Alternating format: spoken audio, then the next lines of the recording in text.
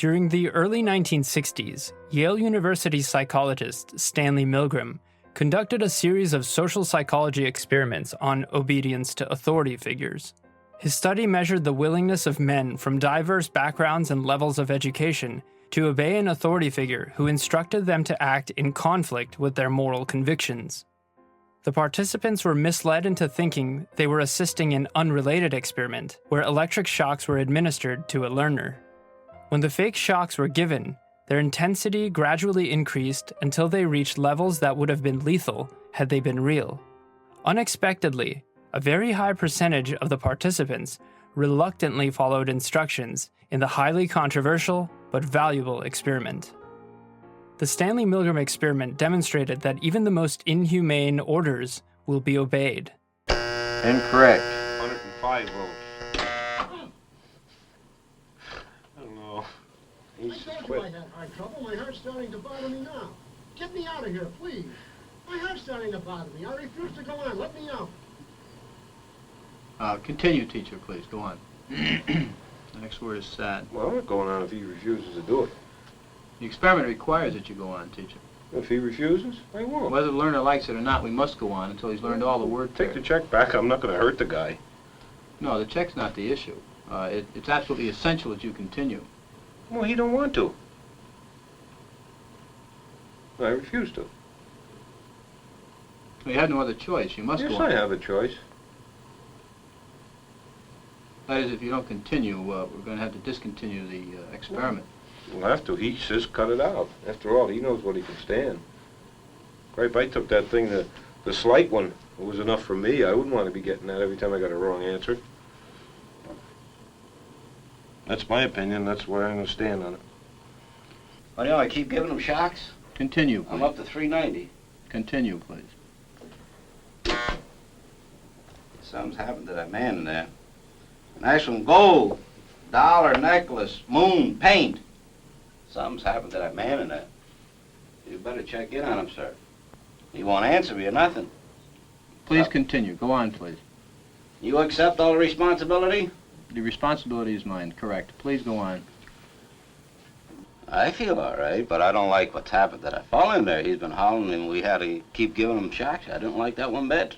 Well, who was actually pushing the switch? I was. But he kept insisting. I told him no, but he said, "It's got to keep going."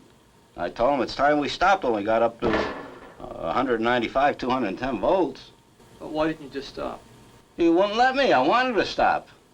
I kept insisting to stop, but he says no.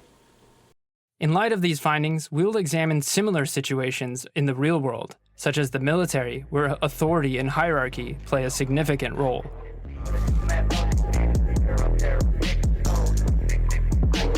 I have heard soldiers testify to personal atrocities that they committed, and yet the fact that they're here means that they're concerned. What happens to a man over in Vietnam? Well, it's our general conditioning, even before we get in the service. You know, America's always right, the government's right, you don't question them, we're the best, God's on our side.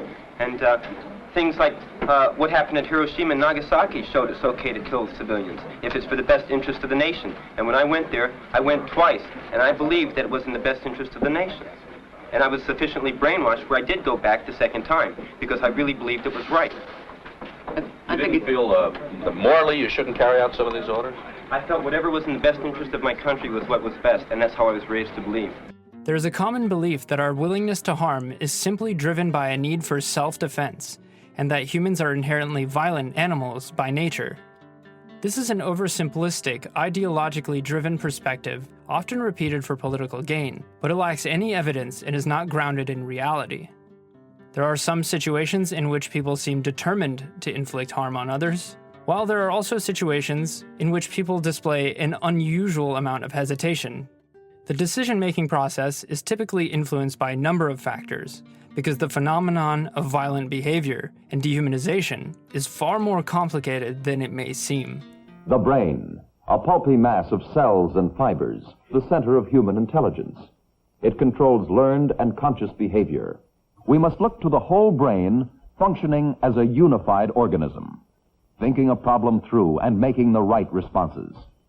As warfare has evolved, dehumanizing the enemy has been one of the most common psychological strategies used to legitimize the taking of human lives during war.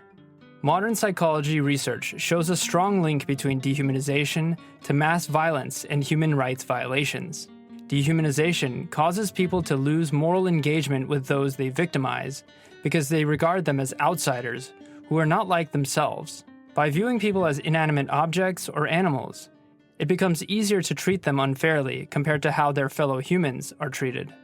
It is no longer uncomfortable for individuals to think that they are treating others poorly when they dehumanize them. Extreme cases of dehumanization can lead to extreme behaviors like racism, discriminatory laws, and genocidal acts. People in positions of power have exploited this phenomenon in order to advance their own interests and status over others, consequently perpetuating imaginary hierarchies that serve their own interests. The following interview we will analyze is with Marine Corps veteran Scott Camil and other military personnel that spoke out against the Vietnam War. They talk about the atrocities and war crimes they witnessed and participated in during the war, their mindset during these actions, and how they got to that point. I didn't like school in high school. It took me 4 years to finish 3 years of high school because I was never there. And when I was young, in high school, the big thing to do was every weekend we'd get drunk and we'd go rumble the Cubans at the dance. And we lived in Miami, and that was the thing, you know. And I had 7 counts of assault and battery, and a 3-year sentence to Rayford, which was suspended. And I had to go in the service, and I went in the Marines for 4 years. What do you mean you had to go in the service? Well, it was just I was on probation, and then I got in another fight. So they were gonna, you know, just pull the rug out from under me. And my lawyer told the judge that it would be better if I went in the service, and they'd fix me up. If I went in jail, I'd be bad to society when I came out. So I went in the Marine Corps, and I got to Paris Island, and they really changed my head around. I was, if I thought I could have escaped, I would have. Were you good at it? No, they broke 2 of my teeth, because I didn't conform as quickly as I was supposed to. And well, can you talk about the specific incident? yeah, we were supposed to run 3 miles before each meal and 3 miles after each meal with full packs. And I just couldn't see throwing up my meal, you know. And in boot camp, you're not allowed to talk without permission. And for instance, if I wanted to go to the bathroom, I would say, "Sir, Private Camil requests permission to speak, sir." And he'd say, "What do you want, turd?" And I'd say, "Sir, Private Camil requests permission to make a head call, sir." And he'd say, "Is it an emergency?" And I'd say, "Yes, sir." And then he had alternatives what he could do. He could say, "Okay, go around the room 3 times with your siren to prove it's an emergency." And you'd have to run around the room going, "Arr, arr." And if you didn't do it fast, you know, loud enough, then it wasn't really an emergency. And like, you know, things that normally didn't happen to you, and it's kind of bad for your head. And if I would have gotten out of there, I would have. We can see from Scott Camil's story that in order for a hierarchical structure to perpetuate its own existence, it relies on a cycle of abuse that feeds on the marginalized people of a society on multiple levels. In his story, the judge and the lawyer, both of whom are authority figures within society's constructed hierarchy, suggest that he join the military rather than participate in activities that might have helped to change his behavior in a more constructive way. The judge's suggestion and the lawyer's recommendation lead to the dehumanizing treatment that he receives during combat training, eventually resulting in the continuation of the cycle of trauma and abuse. In many ways, this dynamic between authority figures and non-authority figures is similar to that observed in Milgram's experiment. Instead of challenging the authority of the judge and the lawyer, the troubled young man capitulates and joins the military. The authority may then rationalize, either subconsciously or consciously, that the non-authority is paying his dues for what they consider to be in the best interests of the country. So when I got done, like the last day of boot camp, they said, "Now you've earned the name Marines, now you're men," you know. And I was really gung-ho, and I was ready to sign up for 50 years, you know, because I thought the worst part was over. And then I went to Vietnam, and we had 28 men wounded, 5 men killed, and 5 105 howitzers, those are big artillery guns, destroyed by this suicide thing. And I wrote my congressman and asked him how come we couldn't have our weapons loaded and how come we needed permission to fire and things like that. and a few people in my outfit got relieved. Was that the first time that you killed That was the anyone? first time I killed anyone. And the next morning, I went and I looked at my 5 friends that were dead. And I pulled the sheets off of them, and I looked at them real close. And then I said, this is really real. Someone wants to really kill me. And, if I make one mistake, I don't get another chance. So I can't make any mistakes. And that's what I said.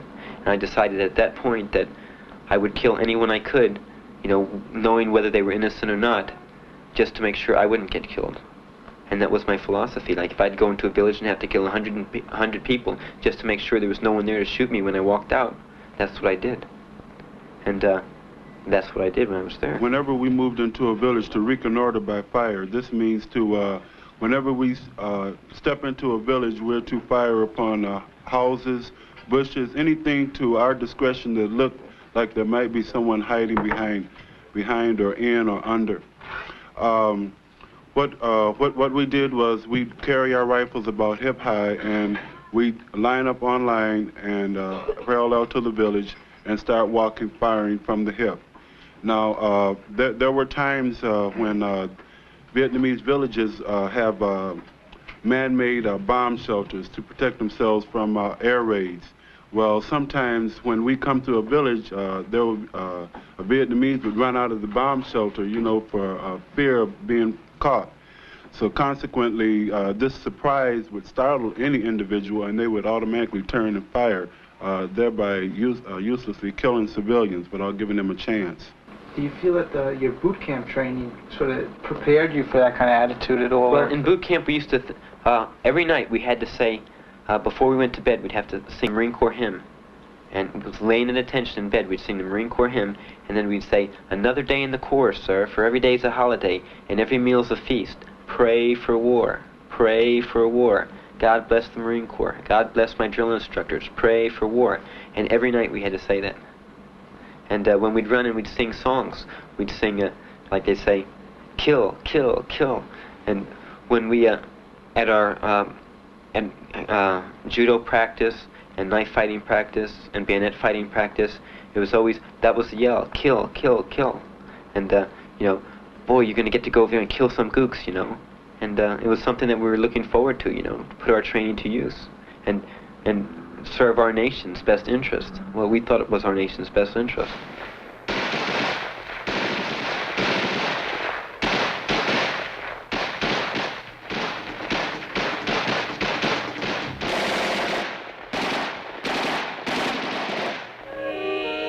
Following each encounter, captured enemy weapons are examined, tagged, and sent to brigade headquarters for further study. The enemy himself is closely questioned when captured. U.S. intelligence officers gain much useful information from such interrogation, often leading to capture of additional enemy troops. You will find some of the finest fighting men who have ever worn the uniform of the United States Army. Their job is tough, but they are tougher still. Whether afloat, on wheels and treads, or afoot, they do what they have to do, and nothing stops them. It got to be like a game, like the object was to see who could kill the most people. And the different ways you could prove how many people you killed would be like cutting off ears. Now, if you brought back someone's ears, pretty likely you had to kill them to get them. And then people would, whoever had the most ears, they would get the most beers, and you'd trade your ears for beers. And it got to be like a game. Throughout Scott Camil's experience, we can observe patterns of dehumanization of the enemy emerging. The vulnerable position he is in causes him to become influenced by the values he observes in his superiors and his colleagues, and he begins to think of the enemy as unhuman. The question arises, what would lead one to believe such a horrifying thing as viewing a whole group of people as subhuman? Once again, we are brought back to the idea of authority. This phenomenon is a form of social pressure. When people desire harmony or conformity in a group, they make irrational or dysfunctional decisions. An in-group dynamic creates a sense of invulnerability, a false belief that the right decision has been made, and a strength in numbers mentality. This results in the in-group overestimating its own ability to make decisions and underestimating its opponent's ability to make decisions. Did you think that was a justifiable thing? I mean, there you knew there was a lie, but did you see a reason for it at the time? I didn't question it. Like, I figured, well, if the people home think we're killing them, you know, that's great, because that's what we're supposed to be doing. And another thing is the competition between units. Besides competition between men to kill the most, there's competition between squads and between companies and battalions to see who can kill the most. So, like, if the newspaper said Charlie Company got 200 kills and we didn't get any, we weren't going to say anything, man. We wanted them to think we're bad guys, man. And we thought we were so tough, we went around with aces of spades in our helmets. And every time we'd kill someone, we'd put it in their face. So if anyone else came, they knew that Charlie Company did it. When did it first get into your head that something was really wrong? Well, when I came back from Nam, there were the draftees in my unit. And they thought all different than the way everyone else thought. And I talked with them because I like talking with people. And they told me why they thought the war was wrong and why we shouldn't go there and why evading the draft isn't wrong. And I thought about it, you know, but I didn't really think it was right. And then I got into college. I started taking history courses because I'm a pre-law major. I had to take a lot of political science and history. And I started seeing things, and I couldn't believe things were, you know, like the book said. Like the Geneva Convention, and it's okay that we didn't allow free elections because if they would have had free elections, they would have been communists, and we couldn't let that happen, so it's okay, you know, and I couldn't buy that kind of stuff. There is another theory that aims to explain criminal behavior during war called appetitive aggression. It states that we may exhibit pathological behaviors during war because of our evolutionary pattern of hunting in order to cope with combat situations, according to evolutionary psychologists. Because evolutionary psychology is largely based on speculation rather than empirical evidence, the validity of these theories is highly debated. These centers perform the primary functions of the brain: perception and the control of acts or behavior. Neighboring areas of the cerebrum perform its secondary functions: analysis and integration. The most pertinent explanation is that these war crimes are committed as a result of in-group mentality and obedience. There are many different reasons that motivate people to obey. People typically obey orders because they expect to receive approval or some form of reinforcement, and fear punishment if they fail to comply. A person is provided with many opportunities to show obedience during the course of war. However, obeying could also mean opening fire on an innocent group of citizens as a result of being told to do so. Extreme obedience is a pathological behavior characteristic of war crimes. Wherever you go here, you represent the United States. Respect these people as you want them to respect us. Since nobody senior ever did anything to stop it, the policy was promulgated and everybody assumed that this was what was right. We'd never had any instruction in the Geneva Convention. When we were given our Geneva Convention cards, the lecture consisted of, if you're taken prisoner, all you got to do is give them your name, rank, serial number, and date of birth. Here's your Geneva Convention cards. Go get them, Marines. We were never told anything about the way to treat prisoners if we were the capturers rather than the captee. I saw one case where a woman was shot by a sniper, one of our snipers. And when we got up to her, she was asking for water. And the lieutenant said to kill her. So they ripped off her clothes, they stabbed her in both breasts, they spread her eagle and shoved an E-tool up her vagina in a trenching tool, and she was still asking for water. And then they took that out and they used a tree limb, and then she was shot.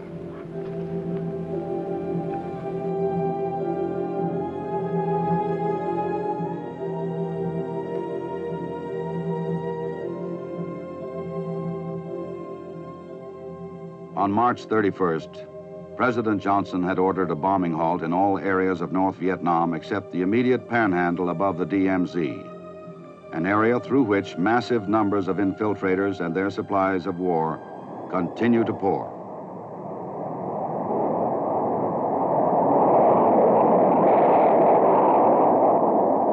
When the first American soldiers went into South Vietnam in the early 1960s, it was because this nation saw that if the communist aggression,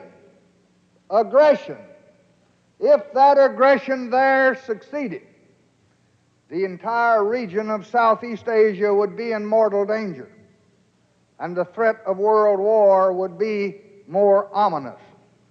And it really started turning me. And I started thinking about everything in my past experiences and relating them to what I was learning.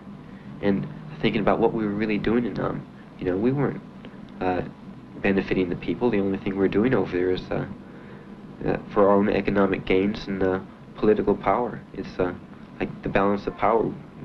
Being that close to China, you know, gives us a little bit more power on the scale, and the country wants as much as it does, it can have. And we don't care about the people. And if they were somewhere else, we wouldn't, like Czechoslovakia, we wouldn't interfere. So all the experiences all of a sudden just start rushing back at this point? Right, and I decided that all the things I did really wasn't right, and that I should think of people as human beings, not as black or white or red, or even what their philosophies were. But it's very hard, you know, to something that you really have faith in, like a society, and to lose faith in it. And it puts your head through some changes when you keep seeing things that look wrong, and more things that look wrong, and less things that look right, and you don't think you're really wrong. But then when you're talking to your family or someone, trying to find out really and show them why you think the way you do, and like they all say, you're crazy, you know, how can you think like that?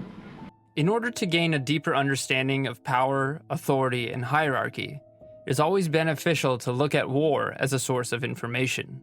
Following the Milgram experiment, a number of studies have attempted to learn more about the relationship between authority and obedience, such as the Stanford Prison Experiment. However, the testimonies of those who have truly experienced this phenomenon during war are the most credible naturalistic observations. People have exploited authority throughout history in order to gain political and economic advantages by understanding how it works. This often comes at the expense of less fortunate groups who are robbed of their humanity. Remember to like and subscribe to my channel if you enjoyed the video, and I'll see you on the next one.